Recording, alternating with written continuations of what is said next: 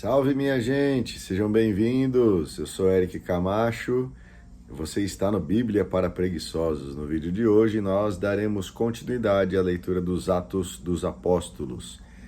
Se você realmente está comigo, assista o vídeo até o final, deixa o seu like e inscreva-se no meu canal. Vamos ao capítulo 26.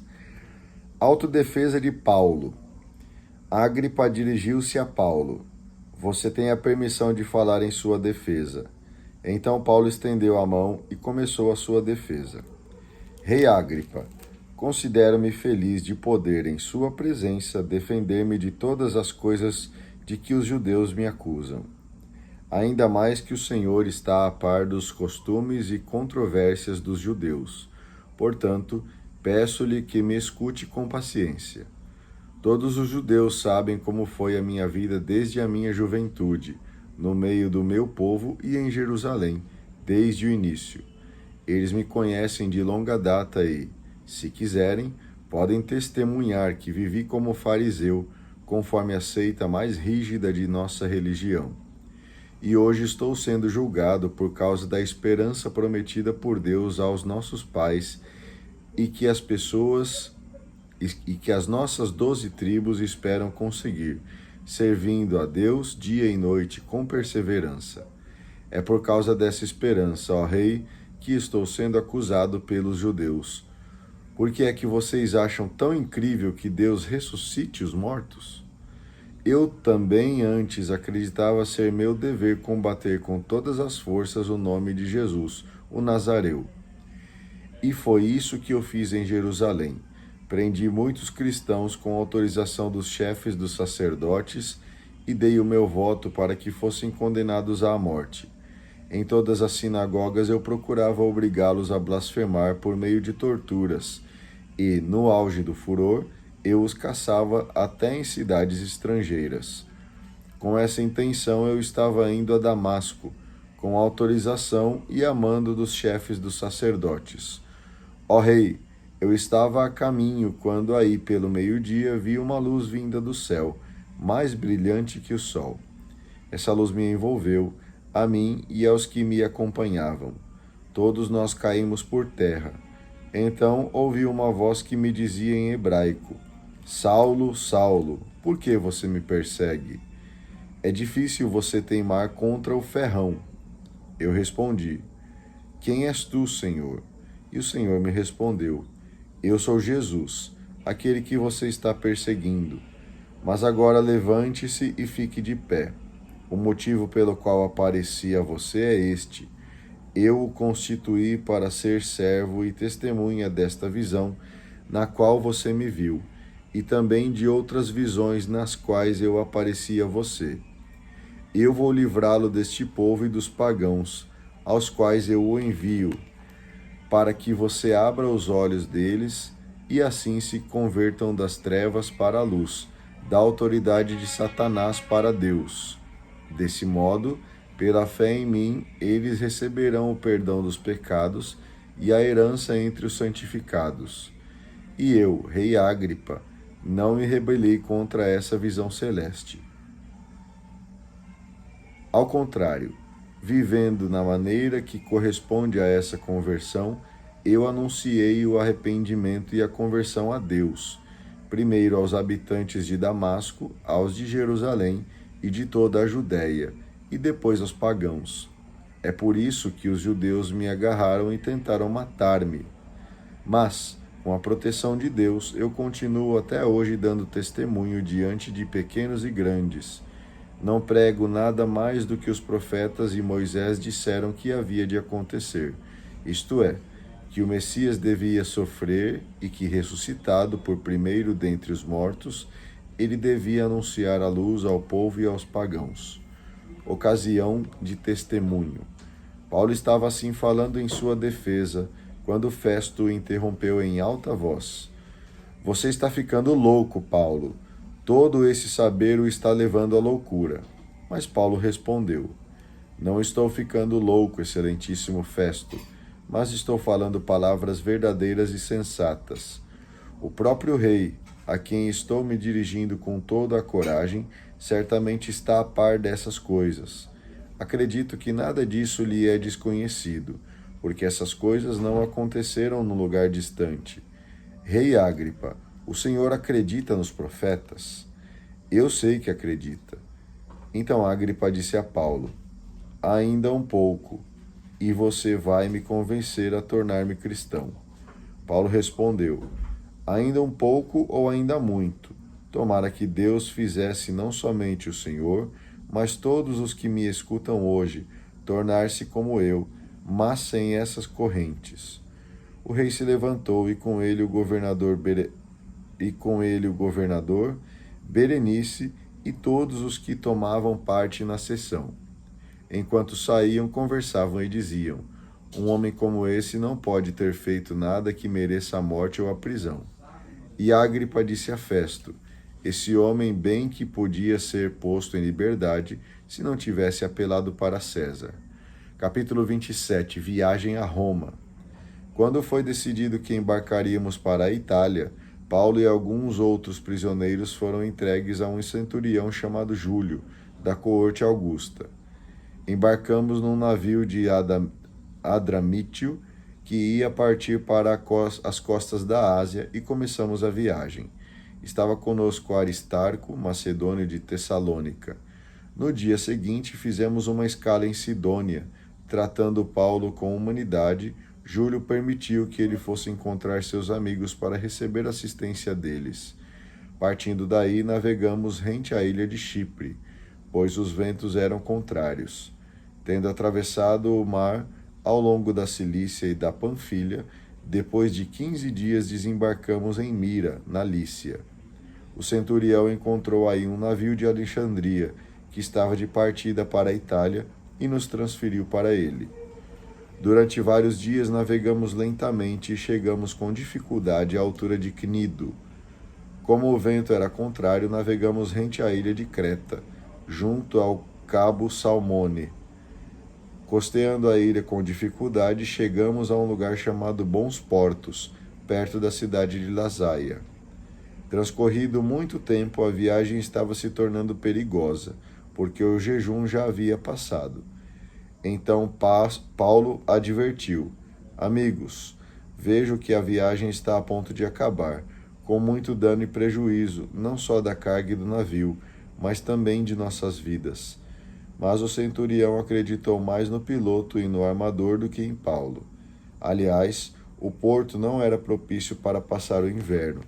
A maioria foi de opinião que se devia partir daí e tentar chegar até Fênix. Esse é um porto de Creta, ao abrigo dos ventos noroeste e sudoeste. Aí poderiam passar o inverno. Quando o vento sul começou a soprar levemente, eles pensaram que poderiam realizar o que havia projetado. Levantaram âncoras e foram costeando Creta mais de perto. Pouco depois, desencadeou-se do lado da ilha um furacão chamado Euroaquilão. Incapaz de resistir ao vento, o navio foi arrastado violentamente e ficamos sem direção. Passando rente a uma pequena ilha chamada Cauda, com dificuldade conseguimos recolher o bote. Após tê-lo içado, os tripulantes usaram os recursos de emergência, amarrando o navio com cordas de segurança. Contudo, temendo encalhar em Sirte, soltaram a âncora e continuaram sem direção.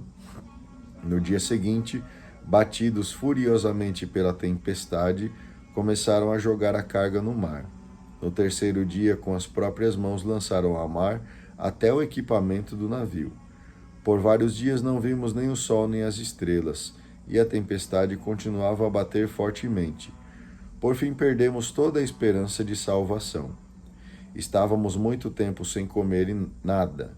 Então Paulo se pôs de pé no meio deles e disse: amigos, se vocês tivessem me escutado e não tivessem saído de Creta, teríamos evitado este perigo e este prejuízo. Apesar disso, aconselho que vocês sejam corajosos, porque ninguém de vocês vai morrer, só perderão o navio. Esta noite me apareceu um anjo de Deus ao qual pertenço e a quem adoro. O anjo me disse: não tenha medo, Paulo, você deve comparecer diante de César. e Deus concede a você a vida de todos os seus companheiros de viagem. Portanto, coragem, amigos. Confio em Deus que as coisas acontecerão como me foi dito. Entretanto, devemos ser arremessados em alguma ilha. Já fazia 14 noites que éramos jogados de um lado para o outro no mar Adriático, quando, aí pela meia-noite, os marinheiros viram sinal de terra. Então lançaram a sonda e deu 36 metros de profundidade. Um pouco mais adiante lançaram de novo a sonda e deu 27 metros. Com medo de que o navio batesse em rochas, eles desceram 4 âncoras do lado de trás do navio e esperavam ansiosamente que o dia surgisse. Entretanto, os marinheiros tentavam fugir do navio. Com o pretexto de jogar âncoras do lado dianteiro, já estavam descendo o bote ao mar. Então Paulo disse ao centurião e aos soldados: se eles não ficarem no navio, vocês não poderão salvar-se. Então os soldados cortaram as cordas do bote e deixaram que ele caísse no mar. Esperando que amanhecesse, Paulo insistia que todos comessem, e dizia: já faz 14 dias que vocês estão esperando, em jejum, sem comer nada. Aconselho que se alimentem, porque é necessário para a saúde, pois não vai se perder nenhum cabelo da cabeça de vocês. Dizendo isso, Paulo tomou o pão, deu graças a Deus diante de todos, o partiu e começou a comer. Então eles se reanimaram e também se alimentaram. No navio éramos ao todo 276 pessoas. Depois de comerem com fartura, jogaram o trigo ao mar, aliviando assim o navio. Quando amanheceu, os marinheiros não reconheceram a terra. Vendo uma enseada com uma praia, conversaram para ver se poderiam conduzir o navio até lá. Soltaram as âncoras, deixando o navio ao movimento do mar. Ao mesmo tempo, desamarraram as cordas dos lemes, levantaram a vela da frente e dirigiram o navio para a praia. Mas o navio foi de encontro a um banco de areia e encalhou. A parte dianteira, atolada, ficou imóvel, mas a parte traseira começou a desconjuntar-se pela violência das ondas.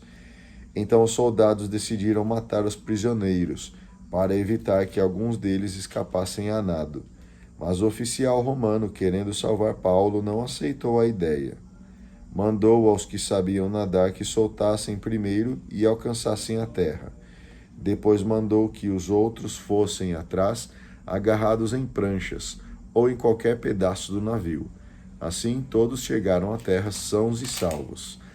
Nós vamos terminar agora os Atos dos Apóstolos no capítulo 28. O poder da testemunha. Estando já a salvo, soubemos que a ilha se chamava Malta. Os nativos nos trataram com extraordinária bondade. Eles acolheram a todos nós ao redor de uma grande fogueira que tinha aceso, pois estava chovendo e fazia frio. Paulo recolhera um feixe de lenha seca e a jogava na fogueira. Então uma cobra, fugindo do calor, saiu e se prendeu na mão de Paulo. Vendo a cobra dependurada em sua mão, os nativos disseram: este homem certamente é um assassino. Escapou do naufrágio, mas a justiça divina não o deixa viver. Paulo, porém, sacudiu a cobra para dentro do fogo e não sentiu nada. Os nativos ficaram na expectativa de que ele inchasse e caísse morto de repente. Depois de esperarem por um bom tempo e vendo que nada acontecia, mudaram de ideia e começaram a dizer que ele era um deus.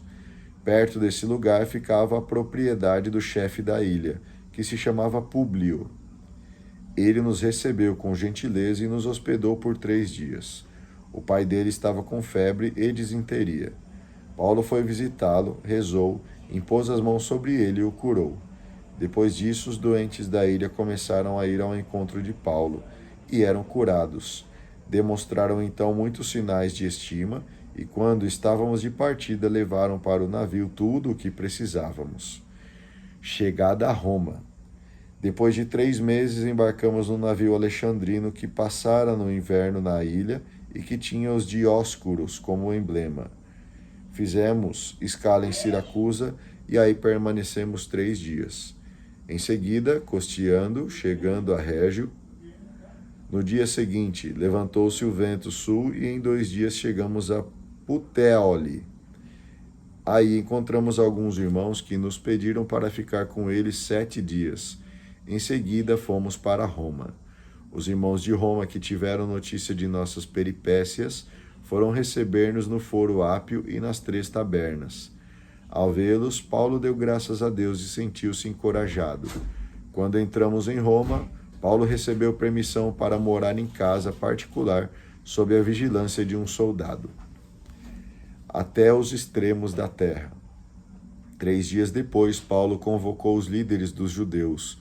Quando estavam reunidos, falou: Irmãos, eu não fiz nada contra o nosso povo, nem contra as tradições de nossos antepassados. No entanto, vim de Jerusalém como prisioneiro, e assim fui entregue nas mãos dos romanos. Interrogado por eles no tribunal, e não havendo nada em mim que merecesse a morte, eles queriam me soltar. Mas os judeus se opuseram e eu fui obrigado a apelar para César, sem nenhuma intenção de acusar minha nação. É por isso que eu pedi para ver vocês e para lhes falar, pois estou carregando esta corrente justamente por causa da esperança de Israel. Então eles disseram a Paulo: Nós não recebemos nenhuma carta da Judéia falando sobre você, e nenhum dos irmãos que aqui chegaram relatou qualquer coisa mal contra você. No entanto, gostaríamos de ouvir de sua própria boca o que você pensa, pois sabemos que essa sua seita está encontrando oposição em toda parte. Então marcaram um dia e foram com mais gente para se encontrar com ele no seu alojamento. Desde o amanhecer até a tarde, Paulo fez uma exposição baseada na lei de Moisés e nos profetas, dando testemunho do reino de Deus e procurando convencê-los a respeito de Jesus. Alguns aceitaram o que ele dizia, mas outros não quiseram acreditar. Houve assim discordância entre eles.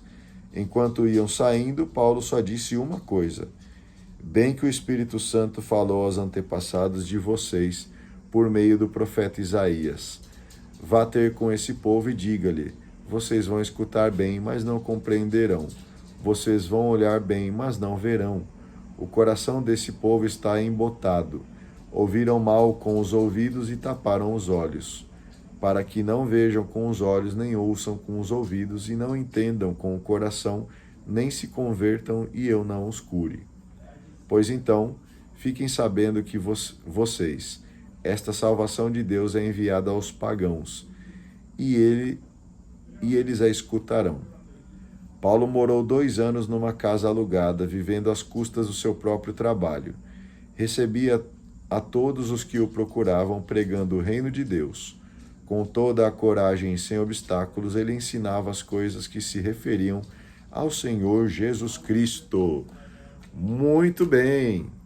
Agradeço a você que teve a paciência de ouvir esses 3 capítulos hoje junto comigo. Assim, encerramos a leitura dos Atos dos Apóstolos e a partir de amanhã vamos começar a ler as cartas de São Paulo. Então, muito obrigado, que Deus continue te abençoando. Não se esqueça de deixar o seu like, inscrever-se no canal e fazer o seu comentário. A gente se vê amanhã. Tenha um excelente dia e que Deus te abençoe. Um grande abraço e tchau.